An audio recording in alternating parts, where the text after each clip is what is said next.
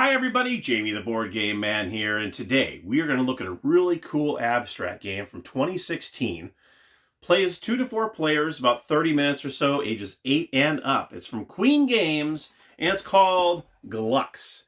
Now in this game, what you're doing is you have these light chips, and they're valued from 1 to 6. They're similar to dice, where you have 1 is on one side, 6 on the other, 3 and 4, and 2 and 5. Really cool. And what you're doing is you're getting these pips, which is on the dice. And what you're doing is you're playing these chips down on the board. Now say you lay down a 4. Then what you do is for the next chip you lay down, it has to be either 4 spaces away, either horizontally or vertically. And what you're trying to do is you're trying to land these chips in these rooms. And you could tell because they're kind of highlighted. So these rooms, you're laying down these chips, and whoever has the most pips in that room gets 4 points. The second place person gets 2 points. Unless you only have a 2-player game, then whoever has the most pips in that room gets 4 points and no other points for anybody else. Really fascinating abstract game. So let's head on over to the gamers table right now so I can show you how to play Glux.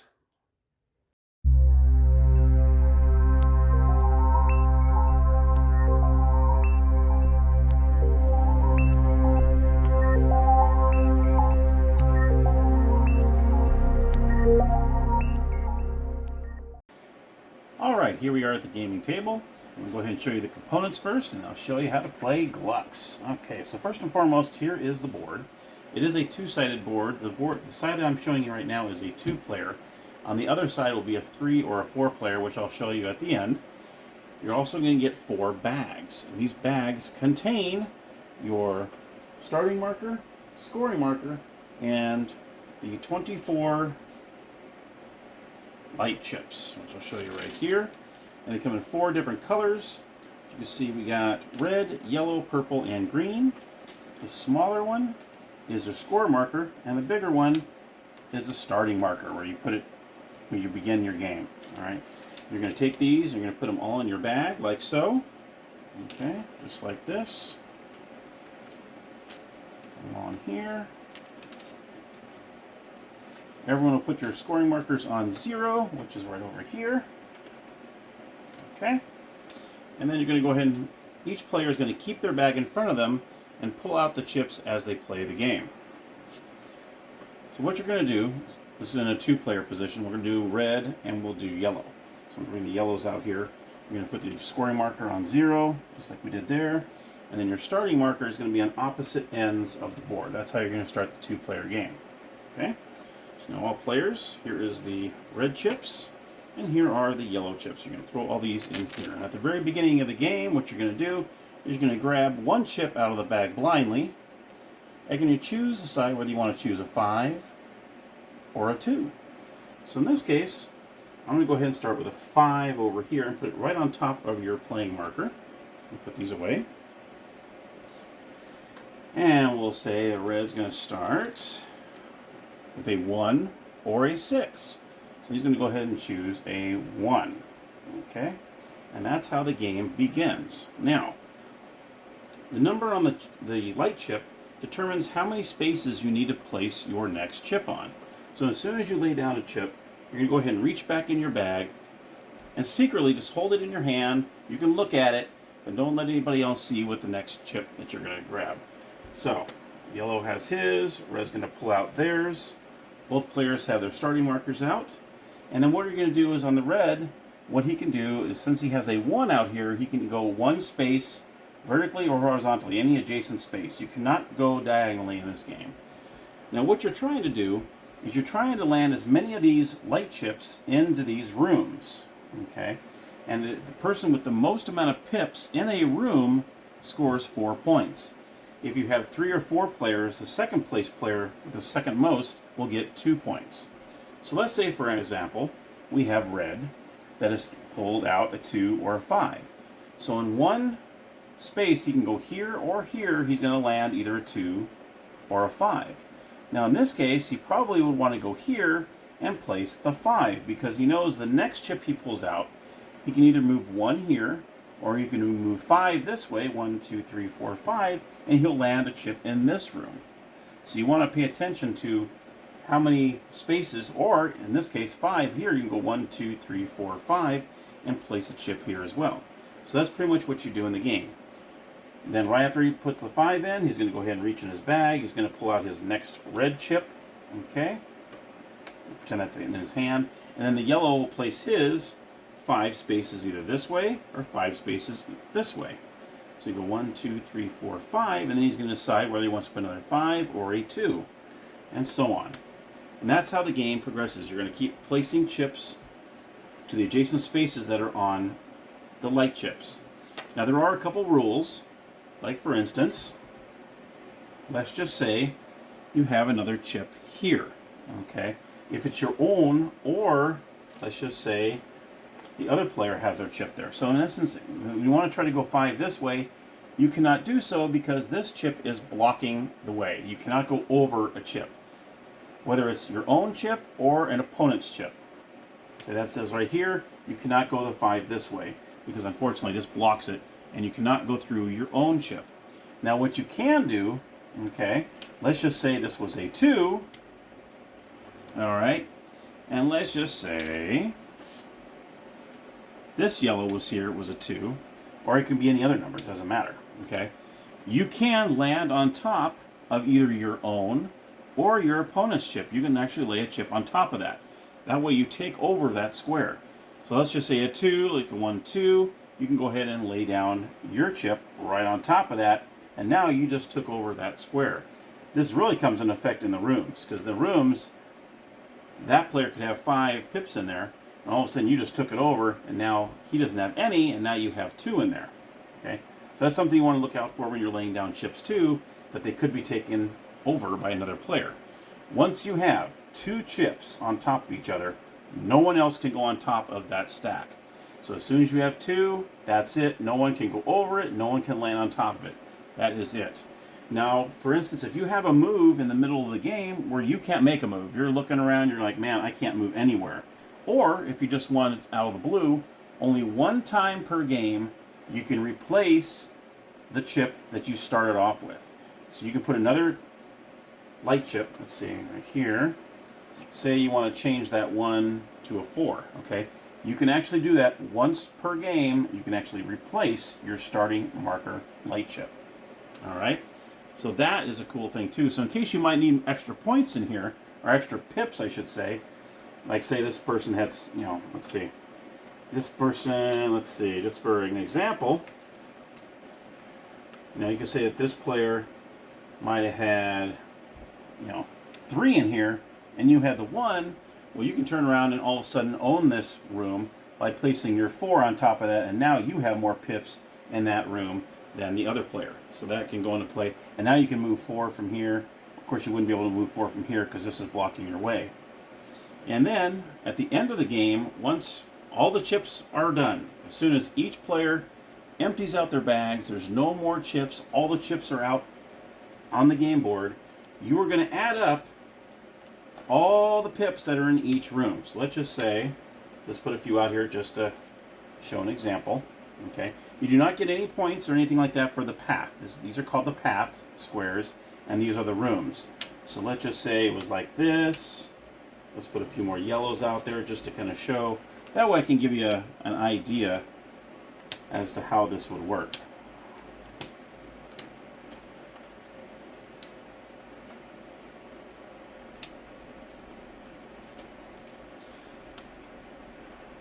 Let's just do that. Okay, so this is just being a little bit of an example. Okay, so what you're going to do is you're going to go at the end of the game, all the chips are out. You're going to go from room to room and count up how many pips are in each room. So for instance here, red has 4, yellow has 3, so red would get the 4 points. So red would move their scoring marker to 4. Then you go to the next room. This room here, red has 10, but yellow doesn't have any. So red would also get 4 points here, 2, 3, 4. Then you go to this room, yellow has 3, but red doesn't have any in there, so yellow would get the 4 points.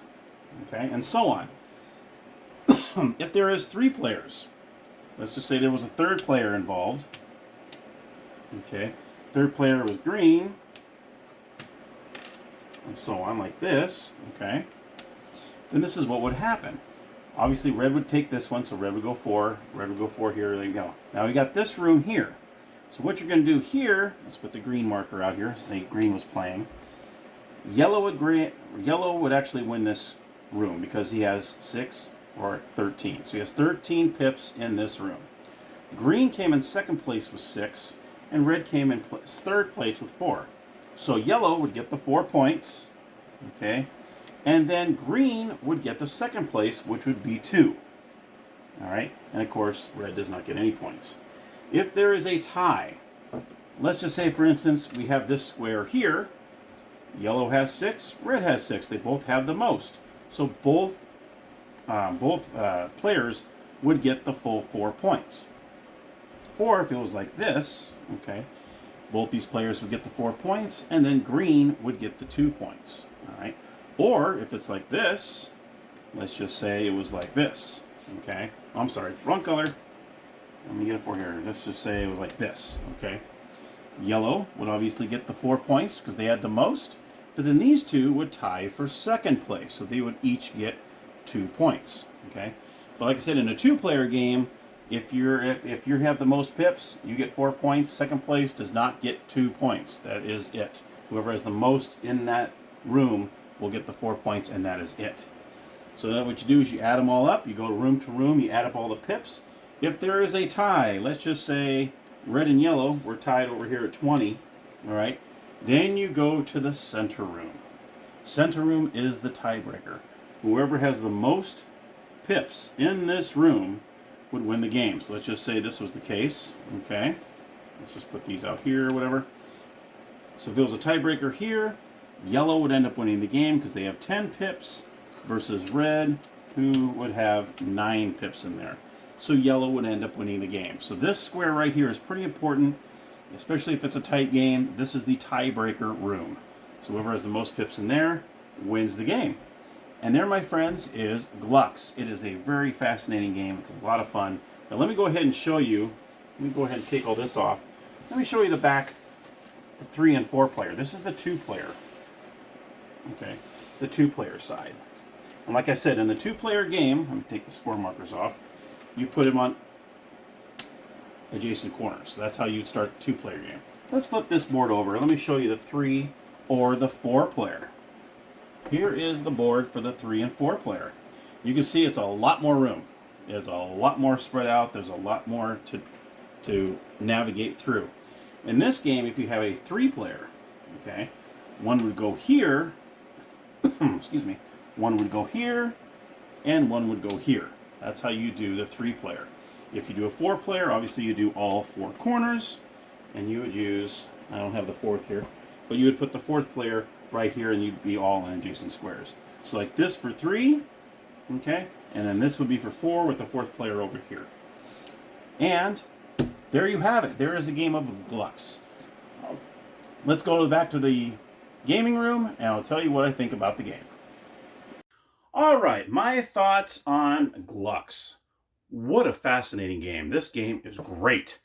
I think that one of the best things about the game, very easy to teach. It is so easy to teach. You put your pip down, you decide which side you want to use, you place it on there that many spaces, adjacent spaces from one of the other chips you place down, and that's it. And you're trying to place your pips inside these rooms. You can land on top of other, which I like a lot too, is you can land on other pips. As long as there's not 2 on there, you can actually take over somebody else's, or you can even take over your own. Say you have a 3 sitting there and you want to better it, and you can place a 6 right on top of your own 3 to make more pips in there. So that's the great part about the game, is it's so easy to teach. But I tell you, the one thing Board Game Geek said, I watched his Glux review, and I loved what he said. It made my brain happy. And I love that. I love that he said that. I laughed when he said it, and the more I thought about it, I'm like, that's what this game does. It makes you really think. I mean, you're looking on there going, okay, if I go 3 here, oh, but you know what? He might take over my thing. Oh, no, she might do that. Okay, well, if I go here, I could probably go over there and try to steal theirs, but let's see if I... And it's really amazing. And then all of a sudden, someone just puts a chip right in front of you and they block you. And all of a sudden, you're like, oh, crud, and now I can't go over there. Now I got to reconfigure. It's amazing. And what's nice, too, is you don't have to you know, the pip that, or the chip that you put down, you don't have to go off that chip. You can go anywhere on the board, you know, whatever chip. You could have done a chip 5 turns ago and use that chip for your next turn. So you don't have to always go, you know, go off the chip that you just put on there. You can do it off any other chip you can. And what's cool is you can change your home base once. So say all of a sudden someone else got a chip in there, and it's like, oh man, and you know, you want to better that. Now you got, okay, now they have a 4 in there. I want to put a 6 over my home. Now I own that room.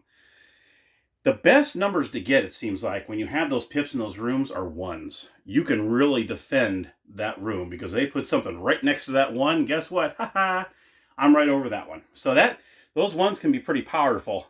You know, you don't really think, you always think, oh, 6, the most points in the, you know, I gotta have 6s in all those rooms. Not necessarily. Those 1s can be brutal because you have, actually, if you get it right in the middle, you might have 3 different ways you can protect that room. So it's pretty fascinating. Such an easy game, but man, is there a lot of strategy in that game. I mean, you're constantly, every time someone puts one down, you have to look at the entire board. You're not always looking at the last chip you put down. You're looking at the entire board to see where you can go. So it is a great game. I highly recommend it. It's such an easy game to find. Glux by Queen Games. I tell you, good stuff right there. Give you a thumbs up, a 2 thumbs up. And if you can find it, get it. I highly recommend it. All right, well, this is Jamie the Board Man signing off for this episode. If you liked the episode, don't forget to give me that thumbs up. Subscribe today. Until next time, everybody, happy gaming.